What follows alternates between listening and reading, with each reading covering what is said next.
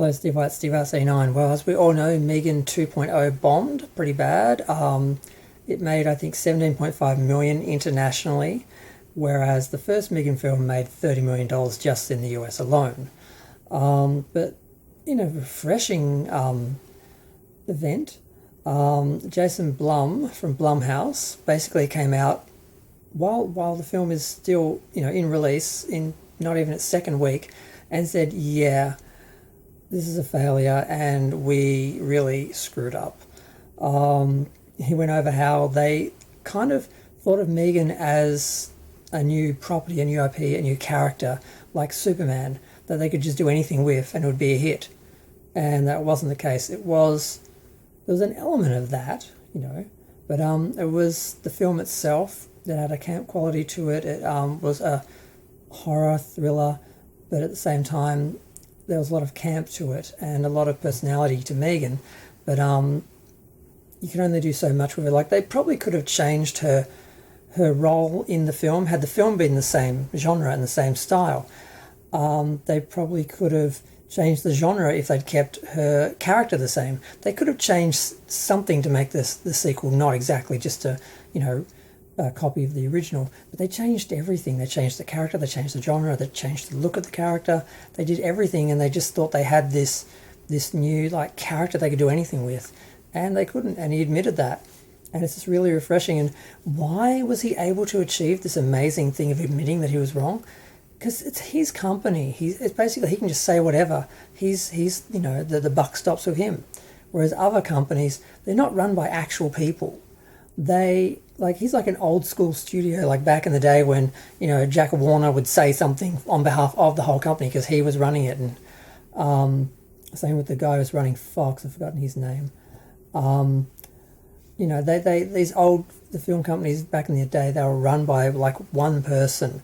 And a lot of IPs, it was like when George Lucas spoke about Star Wars, it meant something. Whereas now they're owned by corporations. It's just, a board of people, and no one will say anything because they don't want to offend anyone else or be sued by anyone if they, hurt the value of their stock by saying something that, reflected poorly on the product or the IP or the company. It's just, it gets like that, and you can't just have an honest conversation about it with the person that owns it or ran it. Like back in the day, Gene Roddenberry could talk about what was happening with Star Trek. George Lucas could talk about what's happening with Star Wars. Jim Henson could talk about what was happening with the Muppets. You had people that actually created something that became a franchise, and then they ran it.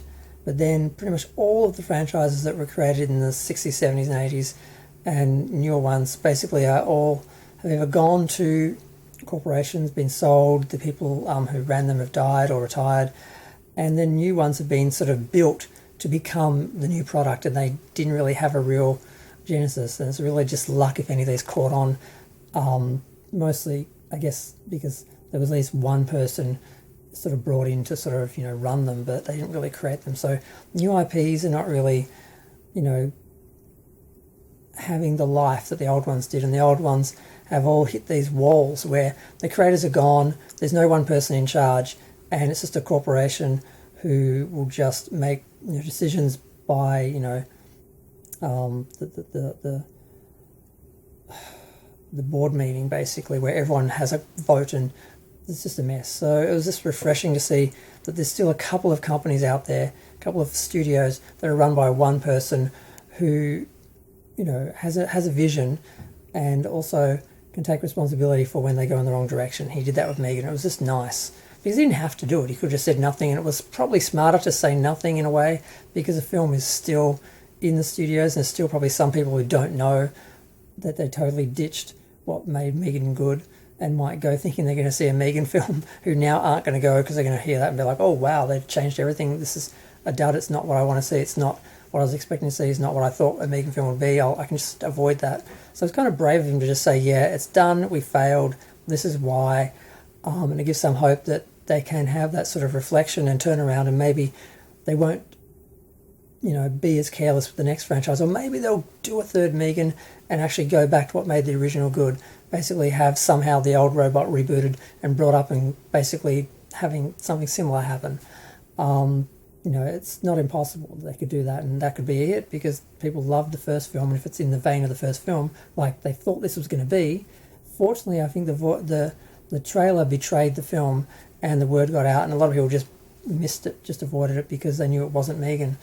So it probably won't be a lot of bad will. So they could even do another Megan film, I think, with this sort of acknowledgement and awareness.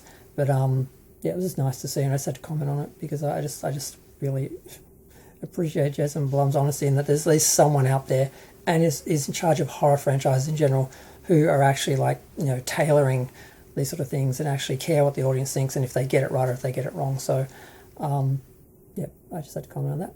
So feel free to share, like, comment, subscribe. Let me know what you think. Maybe even ding the bell or look for videos on my channel, because YouTube certainly won't be showing them to you.